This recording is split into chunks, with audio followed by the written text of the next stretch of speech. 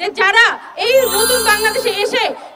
স্ট্যাম্পের গায়ে জাতীয় পতাকা লাগিয়ে সেই জুলাই অভ্যুত্থানের আমাদের যে একটা ডিজাইন ছিল যে আমরা বাংলাদেশের পতাকা মাথায় বেঁধে আমরা বাংলাদেশের পতাকা গায়ে বেঁধে হচ্ছে রাস্তায় হাঁটতাম, সেটাকে এখন নানানভাবে ব্যবহার করে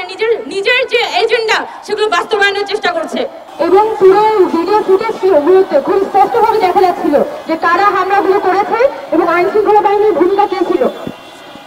আমাদের আসলে লজ্জা লাগে যে এই জুলাই আগস্টের অভ্যুত্থানের মধ্যে দিয়ে আমরা যে একটা ইনক্লুসিভ বাংলাদেশের কথা বলেছিলাম, যেখানে সকল জনগোষ্ঠী তারা এখানে মাথা তুলে নিজের অধিকারের কথা বলবে, যদি কারো পছন্দ না হয় তাহলে সেটা আলোচনাতেই সমাধান হবে। কিন্তু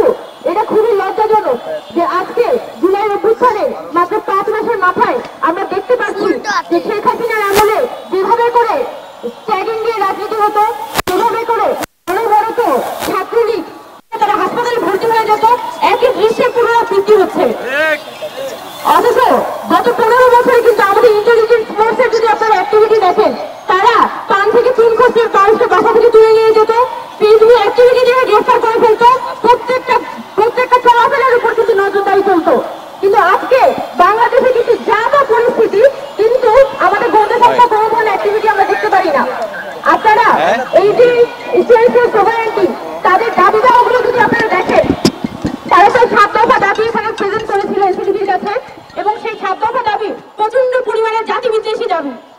এবং সরকার কিভাবে করে একটা জাতি বিদ্বেষী দাবির কাছে মাথা নত করে, এবং এটার ফলে বাংলাদেশের বর্তমানে কিন্তু জাতি বিরোধী রাজনীতির একটা গ্রাউন্ড তৈরি হচ্ছে। যে কোনো ধরনের মব ভায়োলেন্স যদি সরকার এখানে প্রমোট করে, তাহলে উগ্রবাদী অংশগুলো নানানভাবে কিন্তু সেটা সুযোগ গ্রহণ করতে পারে। তো আমরা স্পেসিফিক্যালি বলতে চাই যে যারা এই নতুন বাংলাদেশে এসে স্ট্যাম্পের গায়ে জাতীয় পতাকা লাগিয়ে সেই জুলাই অভ্যুত্থানের আমাদের যে একটা ডিজাইন ছিল যে আমরা বাংলাদেশের পতাকা মাথায় বেঁধে আমরা বাংলাদেশের পতাকা গায়ে বেঁধে হচ্ছে রাস্তায় হাঁটতাম, সেটাকে এখন নানানভাবে ব্যবহার করে নিজের যে এজেন্ডা সেগুলো বাস্তবায়নের চেষ্টা করছে। আমরা সরকারের কাছে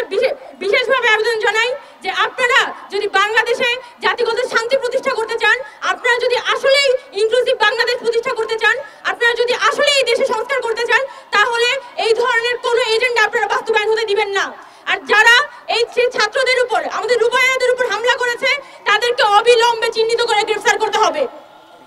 আমরা বৈষম্যবিরোধী ছাত্র আন্দোলনের পক্ষ থেকে আজকে যে ঘটনাটি ঘটেছে সেটা তীব্র প্রতিবাদ এবং নিন্দা জানিয়ে এবং দ্রুততম সময়ের মধ্যে